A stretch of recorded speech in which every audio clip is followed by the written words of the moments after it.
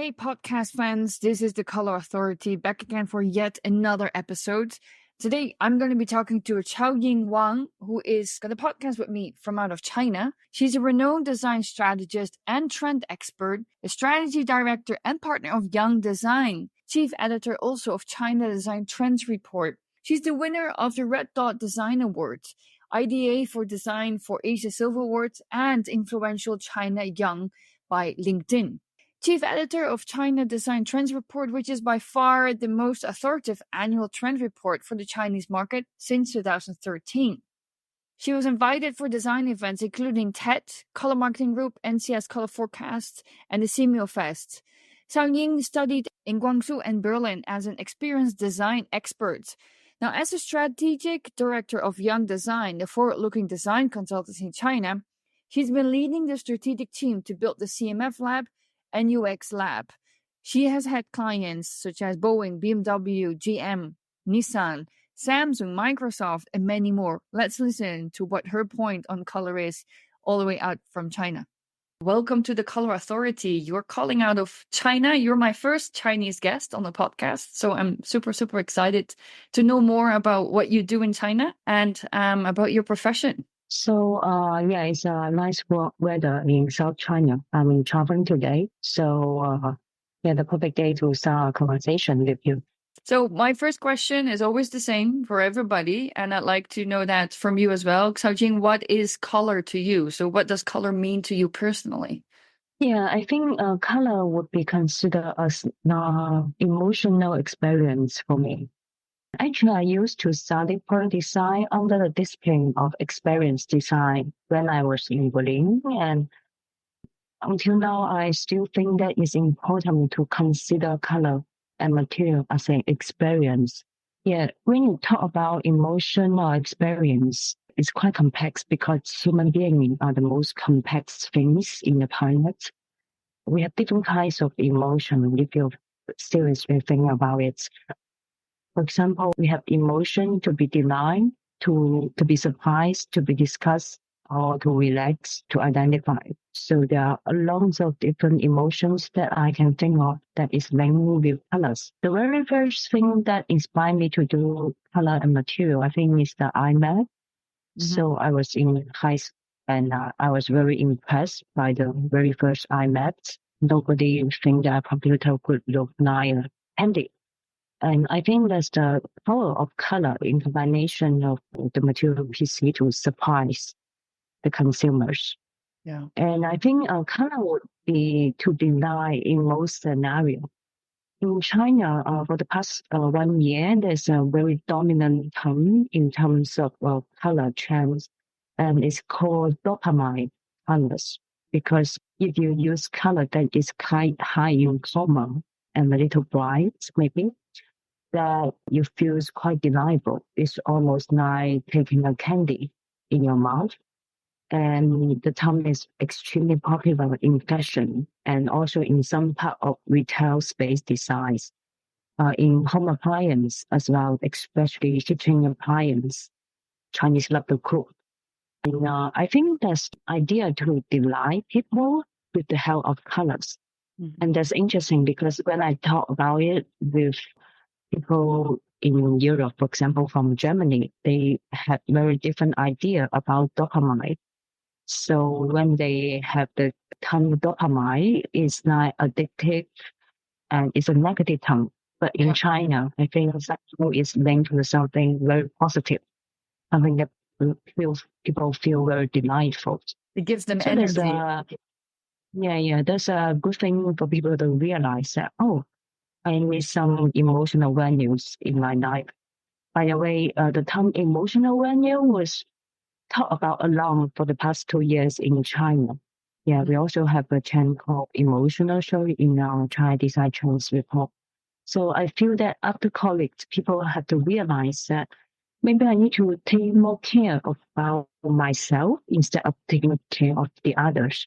So in Eastern world, such as Japan or China, I think people tend to care about others. Yeah. People are always in a relationship. For example, families are important, kids are most important. And I think it's the time that people start to realize that maybe they need to think about their own emotion, how they really feel. Sometimes if you think about colors, it's useless in terms of function, but it just makes you feel good. And that's what people are willing to pay nowadays, whether it's go to a store or getting in a nice dress or just buying something beautiful as flowers or kitchenware. So these kind of things were considered useless or impractical in your old or traditional ways of thinking, but it's now considered most important for Chinese. Yeah. And thinking about that, I think also kind of give you a space to respect. For example, respecting the rituals. In South China, I think people spend a lot of time to drinking tea, for example. So especially for premium segment, premium consumers, they want to have their own tea house at home, their own garden. They're going to play music instruments. And I think color is extremely important also in interior design to create an ambience for consumers to relax. Mm-hmm. Also, I have worked for Boeing, the airplane manufacturer for, I think, more than 10 years. And I think interior space, cabin space is a very important type of space to apply color and emotion. For example, if you enter aircraft when you are dining in cabins and also when you are trying to relax, the color of the lighting is slightly different. It trying to give you different emotions. For example, sometimes it helps you to focus with the reading line, but the other times it has a romantic setting to help you to relax and try to enjoy the ambience. So color always really have a very great power in interior space. Last but not least, color also helps you to identify, to remember. And I think as industrial designer, that's our job to help our clients' products to be remembered by consumers. Yeah. So they pick their brand color, their advertising colors for the products. All of that is helping the brand to stand out in a very noisy and hustle and bustle of everyday life. Yeah, color is a very Also have important tool to be used at for branding, but not also for, as you said. So when you talk about interiors in China, which are different, of course, than interiors that you've seen in Germany, and I know you travel the whole world, so you've seen many interiors. But when you are talking about these tea rooms, for example, especially in certain part of China, are there particular colors that you use in these rooms, which are, in your opinion, different than how we use color in Europe, for example, to relax? Are relaxing colors different? Yeah, I think the term relaxing or entertainment is totally different Western and Eastern scenarios. For example, I remember that Americans want to go to bars, and so they want to get high, they want to stand up all night. It's a very American things to do. But in Germany, we don't dance in the bar, or we don't dance in the party. And also in China, we don't dance.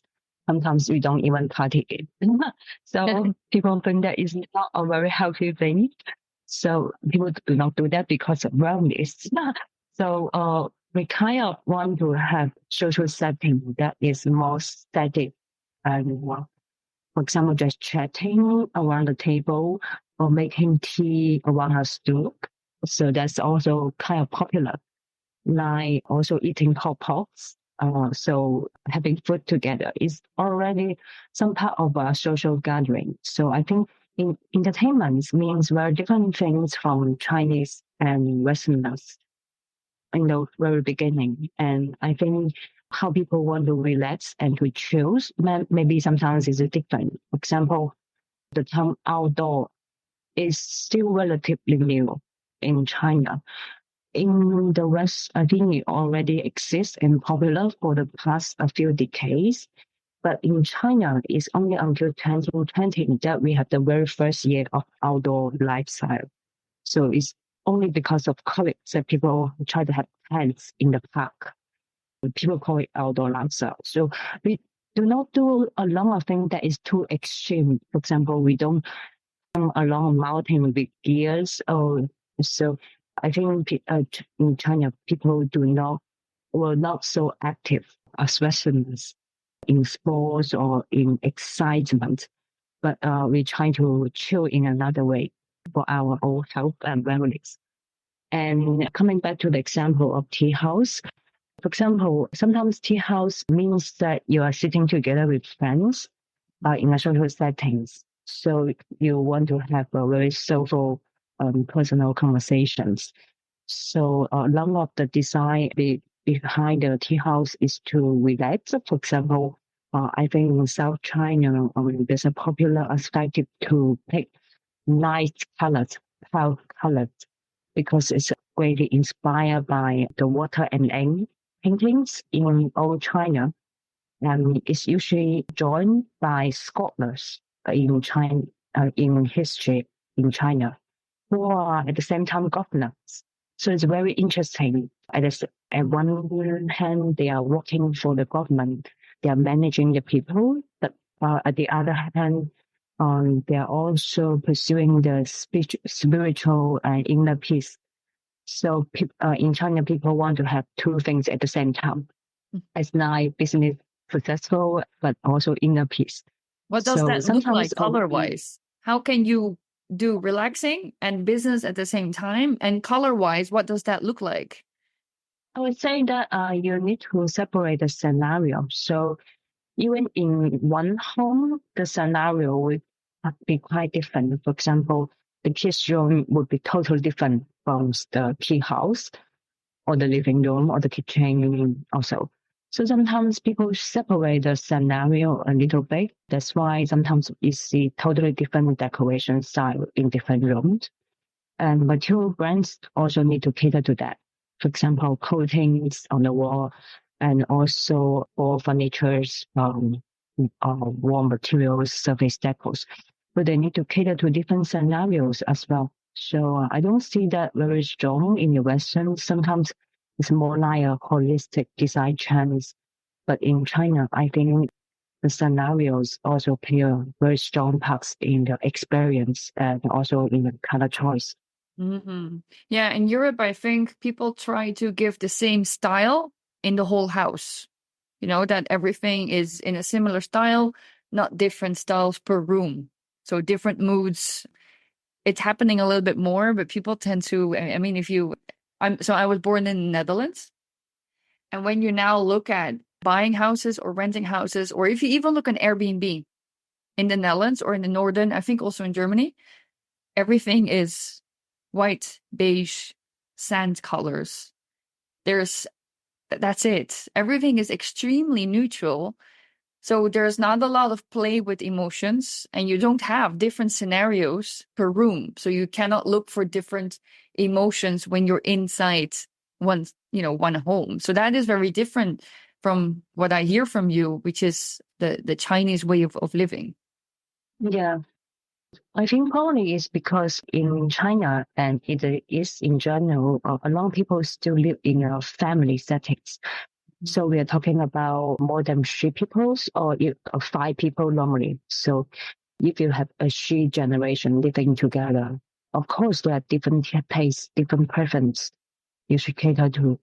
So it makes more sense to decorate their rooms a little bit differently. The kids' rooms that I mentioned about was extreme.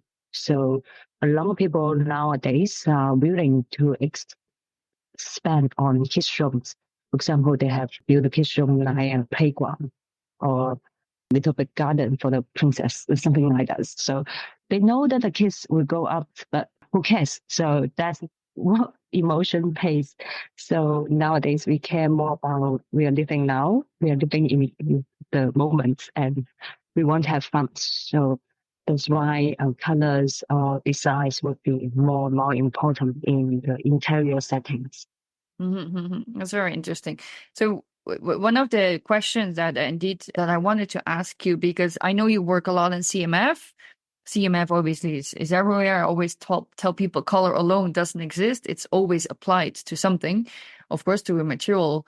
And it's interesting to see how CMF suddenly, over the last couple of years, is growing and it's becoming very important.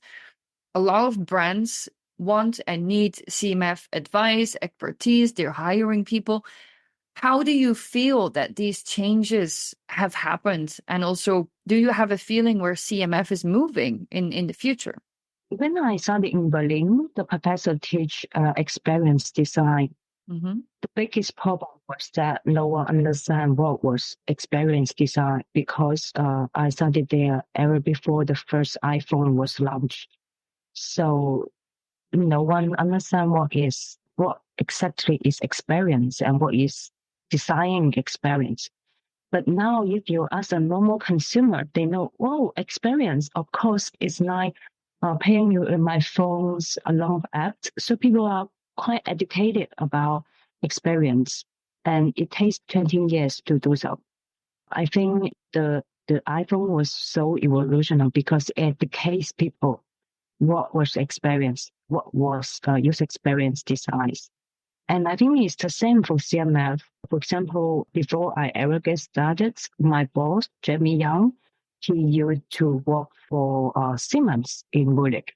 And 20 years ago, I think they already have a dedicated department for CMF, and they do trend studies for industrial product design, which was relatively new in China at that time. Only very few companies have their own lab. So I helped them, help young design to build their first CMF trend labs. And also I do a lot of design trends ever since that.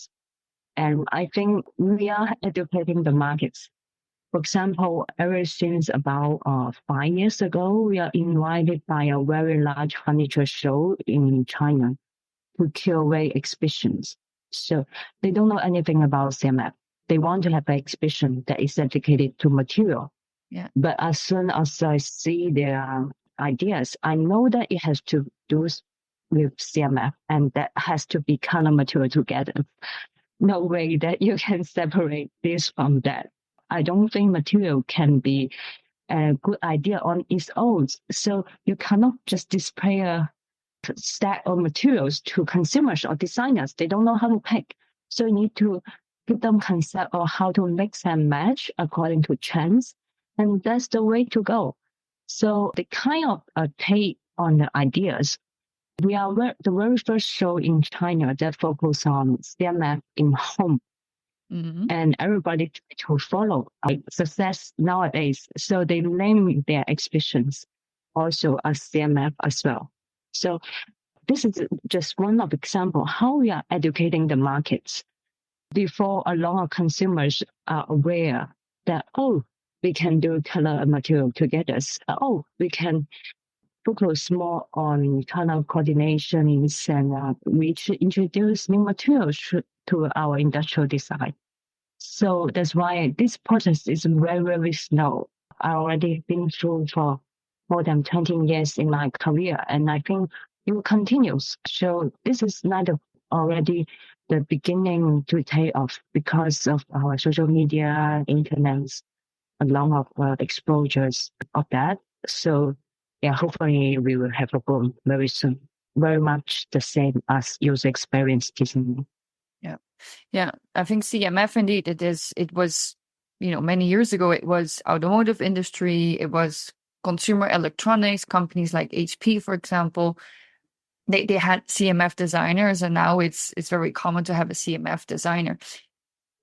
Do you think that now in China people are aware more about what is CMF and the needs, or is it a trend to have CMF? Or are they already truly understanding? Because I feel even in Europe, sometimes people are still not understanding. They think CMF is trendy, it's cool, they understand the necessity, but I sometimes I feel still there's a gap. Definitely. To be honest, of you in China, there are very few academies, very few design academies, academies that teach CMF. Actually, a lot of them adopt our trend prediction methodology to teach their students, which was great. So they kind of prepare them before they know they're doing that in their old jobs. But Most of the people that I met are not trained in CMF at all, including me myself. So people are coming from other disciplines. So they kind of self-taught. So if you really think about it, it's very ridiculous. But in experience design and industrial design are totally the same. My teacher was self-taught as industrial designers. At that time, he was the first generation of industrial designers in China. But look at what we are now. So I think that's the situation. And also, if I look at my contacts in my mobile phone, I have about 1,000 people that is tagged under CMF in China. That means the circle is still relatively very small. Yeah. Not including material producers, but just CMF designers. So I think in China and in the world, the circle is still very small. We are very niche.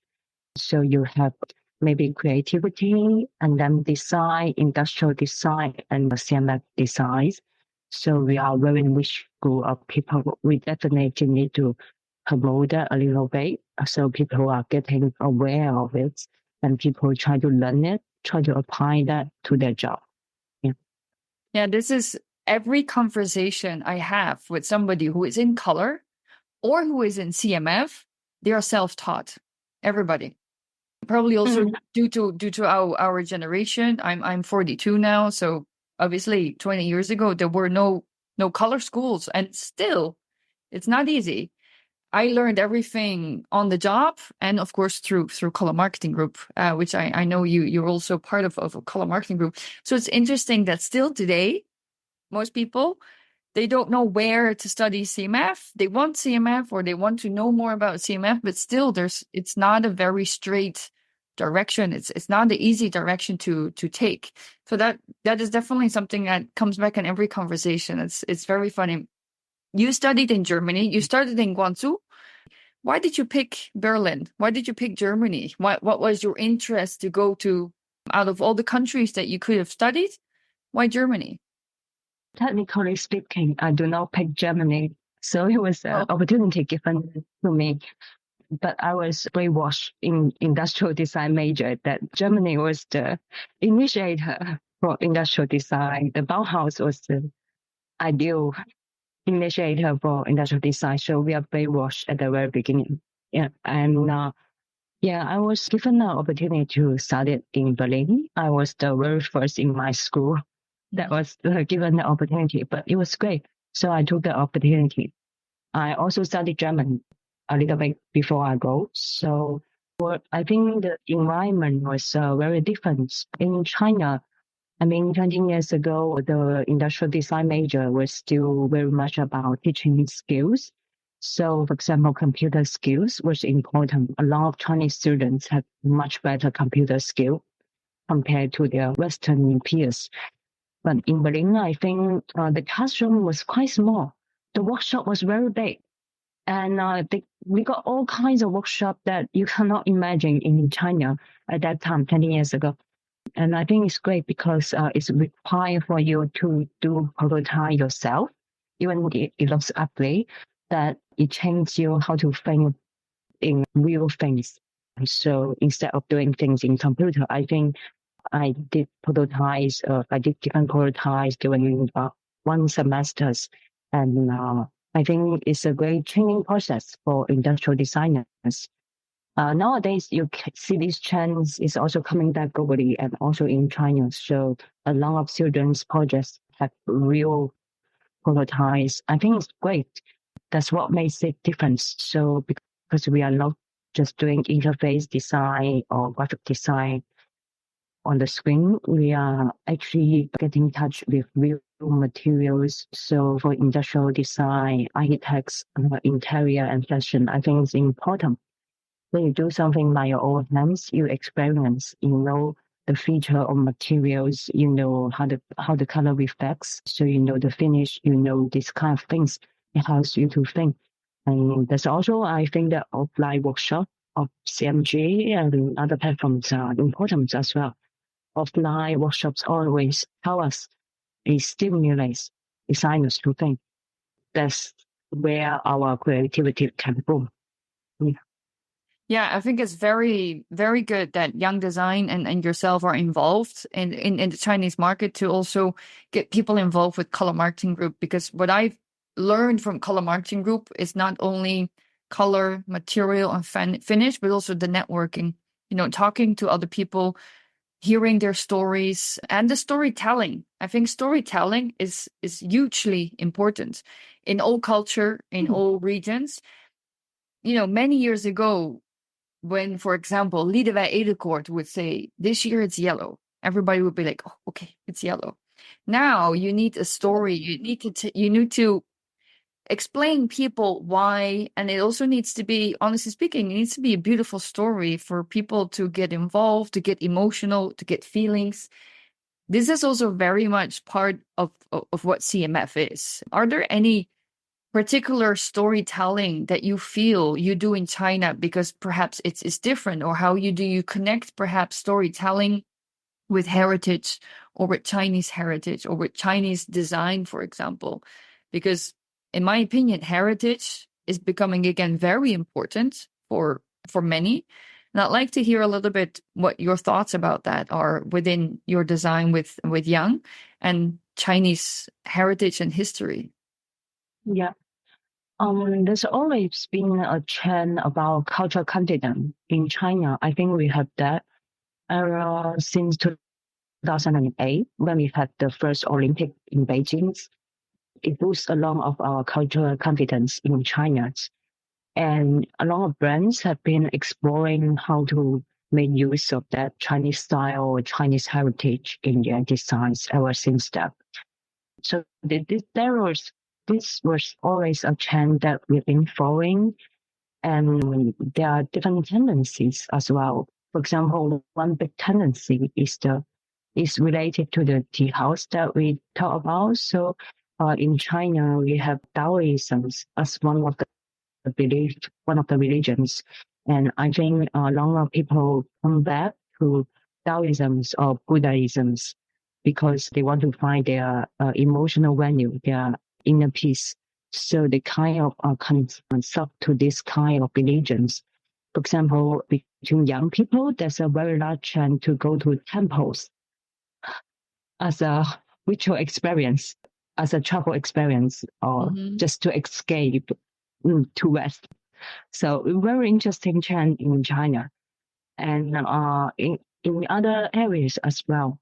So, for example, in China, we have the red race. So people are feeling that they have large pressures from work.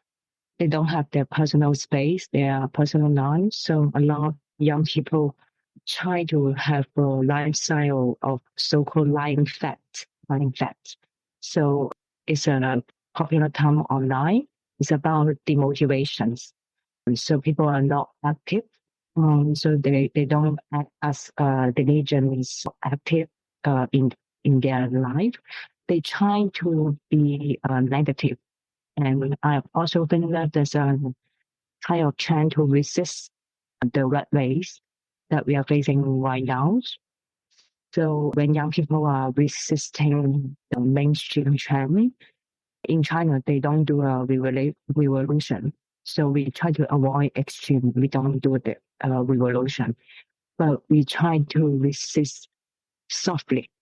That's our way to resist the mainstream softly, doing nothing's demotivation. So it's literally trying to find balance by staying still, by being idle. Yeah. Staying still. So it's not that I'm young, I don't have money, and I don't want to work very hard. I want to get off all the time, and I want to just stay where I was. So I don't want to move up either. And there's a nice trend behind this. This is the lifestyle, the trend background. We tend to translate that into color and materials sometimes. For example, I think in 2020, we have a trend called slow utopia. That's what we call, that's why we want to mention that the Chinese young people want to slow down. But can they slow down? I don't think so. So sometimes the environment, your job force you to move. So you never stop. But in your inner self, you have the tendency to slow down. And that's shown in their interior space designs in something very small that they can choose. For example, for the Chinese store Utopia, we focus on the simple and almost Nordic design trends in interior space. The color of the year that we picked was called eucalyptus greens, which is the light green colors. And I think it's very fresh and very decorated. Also, I imagine that it could be used as a matte colors because eucalyptus, the plant was matte in its leaf. That was also very influential trend and a very successful color trend because Mili also picked eucalyptus green as their advertising color when they launched the car in China in 2020. So I think it's not just a very small group of people that is adapting this lifestyle, but you have a very popular audience among young people. Yeah, that's a good case study, or actually a success story, a color that you had predicted because of how young people are feeling, and then it being applied to actually a car, especially in matte. It's interesting how, so it means that similar to what we see in the West is that people don't have a lot of control right now because there's a lot happening, but they can control small things. So they can control their inner slowing down, or their homes, of course, and their interiors. This is a trend I think that will continue to be around because I don't think slowing down is going to happen anytime soon. Not for anybody. It's going to be faster and faster, even for color forecasting. So it's crazy. Yeah. But of course, the trend will continue. I think people want to grab everything they can control. For example, in China, compared to Europe, I think there's a very interesting thing that people pay a lot more attention to the interior space of their car. So I've seen a lot of cars, especially their interior space design. And I was so surprised that it looks so different from the Chinese products and the model they launch in Europe. So the European models are so plain and so simple and always in black. So I can't believe that people don't want anything that is much more premium. But in China, even for the entry level of this kind of cars, people expect that it should be premium. So Chinese consumers are considering as their precious belongings or their toys or something they can control anyway. So it's a luxurious goods even for the entry models. That's why Chinese have very high levels of premiumness for their car, for materials, for color choice. Also, I think for smell as well. Yeah, that definitely is different. But that it could be influenced by the economical climate. China is doing better economically than Europe is doing better economically. And what we see in Europe, that young people, they're not buying cars. They're using the train, the subway, bicycles. Bicycles are up. Bicycles, also interesting CMF field, the bicycle market, especially here in Europe. A lot happening because people indeed, like you said, outdoor trend in China is not yet very big. Here, it's been big for a couple of years. People want to be outside. And in a car, you're not, again, you're inside something. And still, it's very much seen as a means of transport just from A to B. I live in the middle of the city center, so also I don't need a car, so that also has something to do with the urban lifestyle that we're seeing here. But it is interesting to see those differences. What do you sometimes feel? Because I have that also as a European, and how people tend to see Europeans, besides the fact that Europe is very diverse, of course. What perceptions do people still have about China and Chinese design that actually are no longer existing, but people are still very much in their head about what is Chinese design and what does it mean to be a Chinese designer? In design in general, for example, I think people expect that Chinese design would have some heritage elements. Mm. And I think it exists in every product category or every design, in some, of course, but not everything. So sometimes we are inspired by, for example, heritage such as ceramic, and we use that inspiration in color coding, for example, like maybe even in plastics. So that's acceptable, I think. But not everything is inspired by Chinese heritage or histories in China. I don't think so, because China is so big and consumers are so diverse, and it's like 10 different markets at the same time. So I definitely think that now it's like getting along and more segments of different consumer markets, especially a lot of brands are now doing different segments. So there are like different price points for different consumers, and they cater to different preference. You didn't see it before. You didn't see it 6 years ago. So at that time, usually, for example, mobile phone only have one price of products, but now they have products in every price tiers, and that's how you think that China is so big. You need to cater to different tastes. Also, that's why I think the choice of color and material have to take into consideration of the consumers, their experience, their lifestyle and preference. So I also did a lot of research on that, not only just about color trends also. So sometimes I need to combine the trend for color materials together with the lifestyle studies. I also need to interview consumers.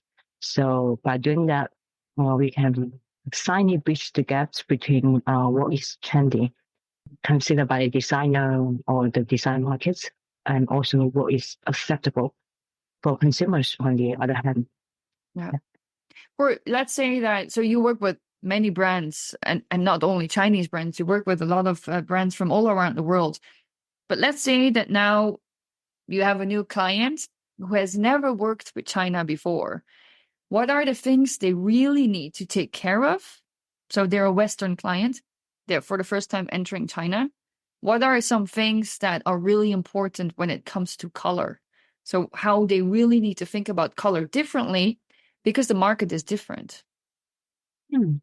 That's a very big question. I never seriously think about that. So that's worth semesters research, I would think. But it's an interesting questions. I didn't specifically compare the color preference between China and the West, but I did some comparison about cultural difference, consumer behavior difference for brands. For example, I also work for a lot of American brands, Boeing, Formica, and I think Colors, Colgate. So I tell them what's the difference between the consumer's preference. And sometimes it's about the different stage of development for societies. I think the Chinese society and consumers are relatively similar to Korean markets, for example, but it's a little bit different from Japan or Europe. For example, in Japan and Europe, sometimes when you buy a car or when you buy cosmetic, you want to be sustainable. So you try to reduce the process or the coatings even that you use in a product. But in China and Korea, I think it's relatively different. It's still kind of a positive way of consuming, and people want to own things at this stage, and they want to have things that are a little bit premium. So the premium is about how it looks, how it feels is still relatively more important than how it should be sustainable, because it's a contradictory things. You cannot be sustainable and premium and luxurious at the same time in most of the scenarios. Yeah. What is premiumness right now in China? What does premium mean? Is it gloss? Is it iridescence? Is it metallics? Is it soft material? Is it leather? What is premiumness right now in China? Yeah, I would say that there's a term in China called light luxury, which means that it's light premium, light luxury. So it's kind of combining simple style with premium and luxury style. Sometimes people call it Italian, sometimes they call it French. So the different kind of style that you can play, especially in interior space. For example, people think that Italian style is a little bit about gray colors, like the big sofa brands. Uh, I also think that, for example, Vivo was hitting the premium market in China, and along the color scheme is about gray, beige, wooden tone. But the French style is a little bit different. For example, along of the interior space have beige color, they have cream colors in the sofa. So people consider that to be French. So it's a little bit rare also, but the tendency is different. Also, there's a wabi-sabi style that is popular for premium home. And that is a little bit Japanese and try to be a little bit more textures in the materials. So I would say that it's more about textures and less about the colors because I think sometimes color and texture need to have a balance as well. If you have very strong textures, maybe you need to reduce the colors a little bit. So in general, I think the premium market have different small tendencies, but they also tend to be like simple, safe, but with some nuance, especially in textures.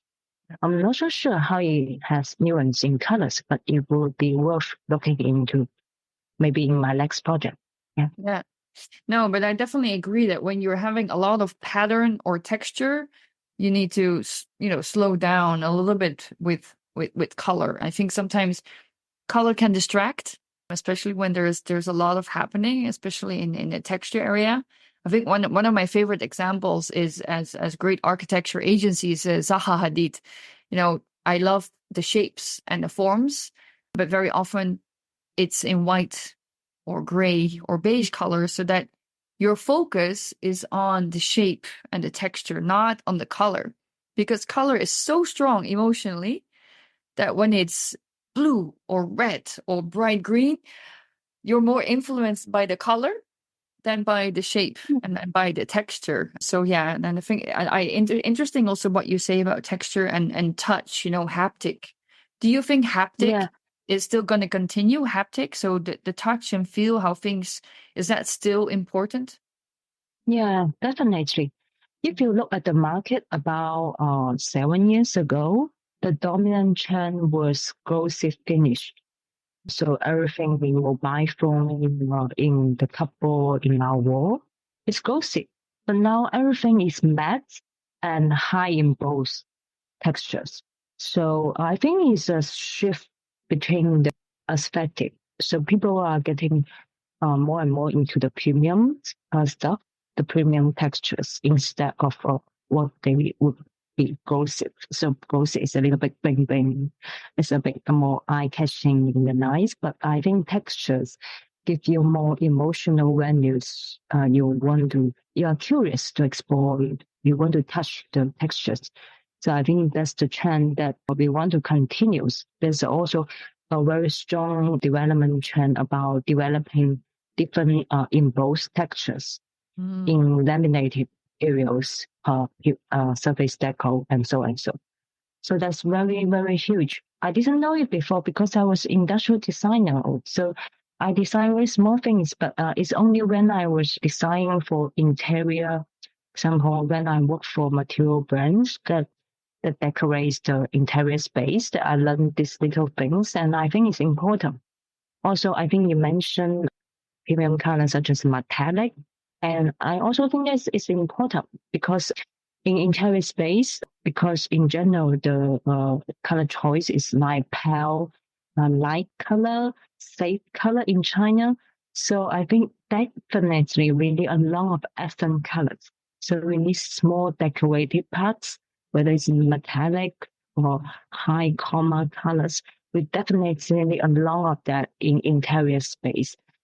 And sometimes people cannot remember that because In the past, we had different jobs. So there's one interior designers, maybe there's another designers for soft upholsterings, or maybe you pick the product yourself.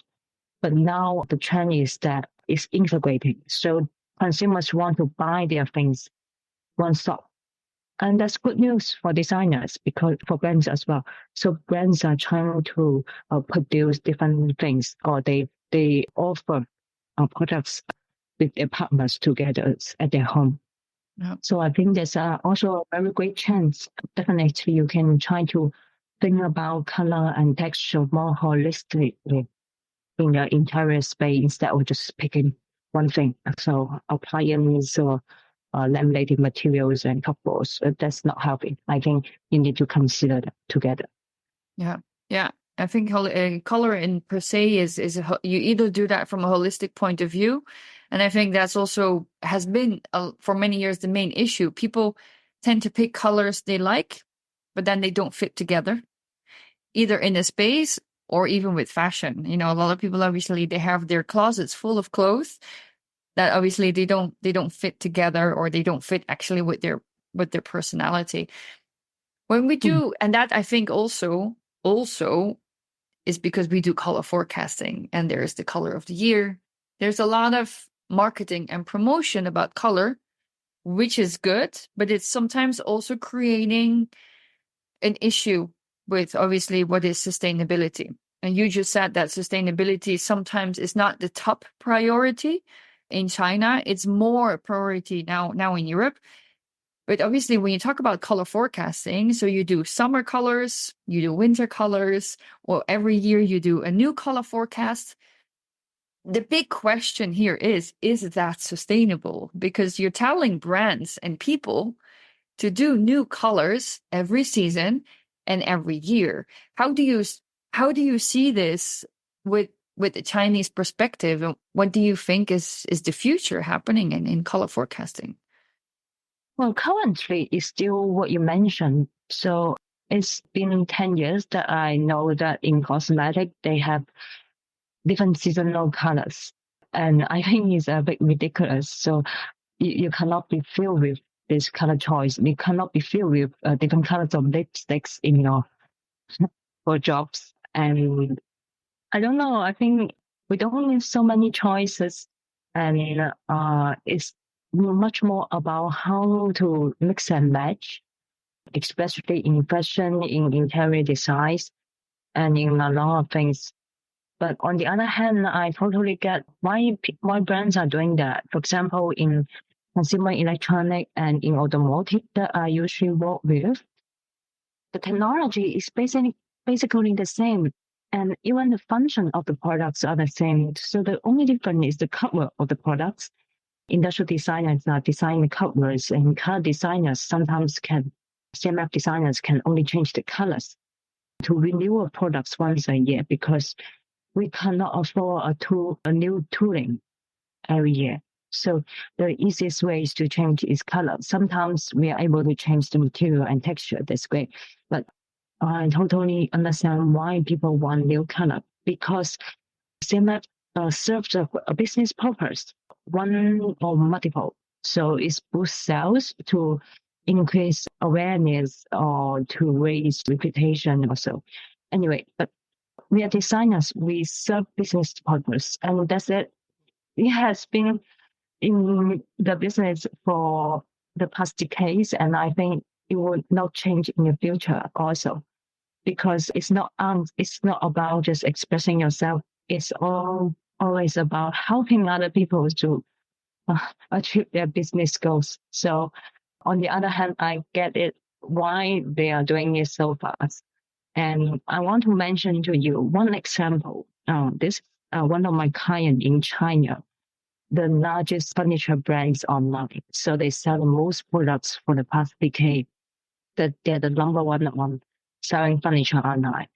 And they want to be the furniture brands like Zara. And when you think of Zara, it's a fast fashion. It's ridiculous that they can shorten the circle for production for maybe 1 or 2 weeks.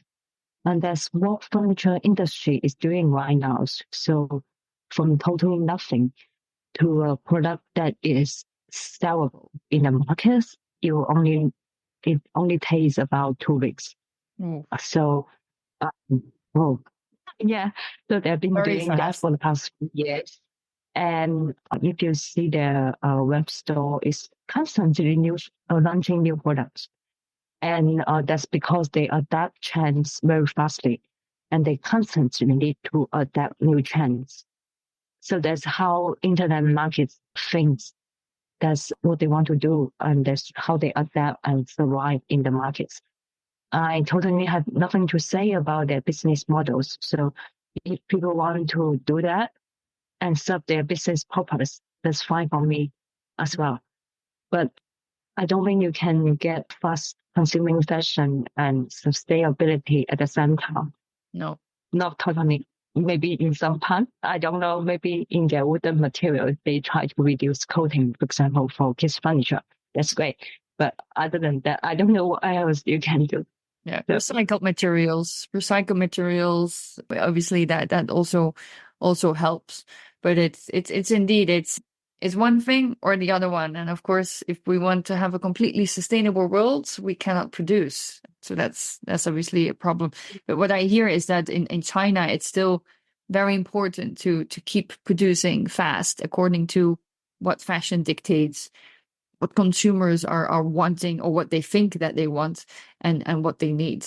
So that definitely is yeah. interesting point of view. And I think in Canada as well. So this is also a field that I want to explore maybe in some future projects, how to separate the trendy, fashionable colors with the classical color choice. I think it will serve a longer business purpose for corporates. So there are like different purpose for different colors. Sometimes you need colors for advertising. Sometimes you need color to sell. So people choose these colors differently, especially in automotive. So as far as I know, the most well-selling colors have been white Yeah. for many, many decades. But you cannot promote white colors in your advertising photos, so no one will be attracted to that. So I think people want to separate this different business purpose in their color system as well. I think if we can somehow establish standard or system for that, that would be so helpful. Yeah. I don't know if color marketing group is doing it. I don't think so. So it's always about trendy colors. But yeah, maybe you do some archaeology diggings about classical color. And I think it's great. Also, I was part of the forecast for NCS and raw colors. And I think also people handle it a little bit differently. For example, for raw color system, they try to integrate as many classical colors in their trends as possible. Oh, so that's very interesting for me to hear that. I think it's very signature for German brands, maybe, to have classical colors in their color systems and together with the new products. So I Yeah, totally appreciate why they're doing that. Yeah, very helpful thing to do. that's true. No, in color marketing group, we do have colors that come back from every other year. And also we sometimes see that, for example, I was part of the color marketing group conference in Europe already this year. So it's interesting that there are some colors that were already predicted maybe 1 year or 2 years ago in Asia or North America. Because I think there's more a movement of what is happening with colors. I personally work a lot with German clients, and it's Mm. true. Longevity is important for more and more brands. So in my personal work as the color authority, I work a lot more on longevity. So whether you call them classic, I call them longevity colors. So colors that for a certain product and for a certain market are not too trendy, but people can enjoy them for a longer period of time. So that's something that I think that right now in Europe is very important. Trends are still there, but also to have a color palette that is more for a longer period of time. So maybe 5 years or even longer. So that's interesting how we see a shift in Europe happening. And I see it in my client work. They're wanting less color trends. They want more something for their brands, their products, and their market. So that's already a shift that is definitely happening here. Yeah. Mainly in consumer electronics that I work with and appliances. Yeah. So yeah, it's So cool. interesting to hear the differences between the markets. So yes, no, thank you Definitely so much. something that we should explore. Yeah. Yeah. I think that definitely is where sometimes, you see trends that come from China and they come to Europe, and sometimes they come from Europe or from the United States or other parts in the world, and it's never first Europe or America or first China. It's interesting how you see those flows, and it's interesting to research those flows of trends and colors. Yes.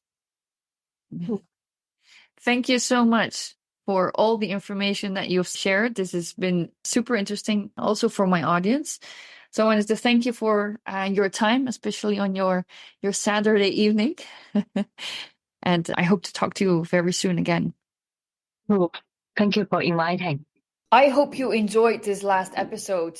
If you are a fan of the Color Authority podcast, please let us know by reviewing and rating our show on whichever platform you're listening on. The next episode is coming out next month, and in the meantime, I'm wishing you a wonderful, colorful day.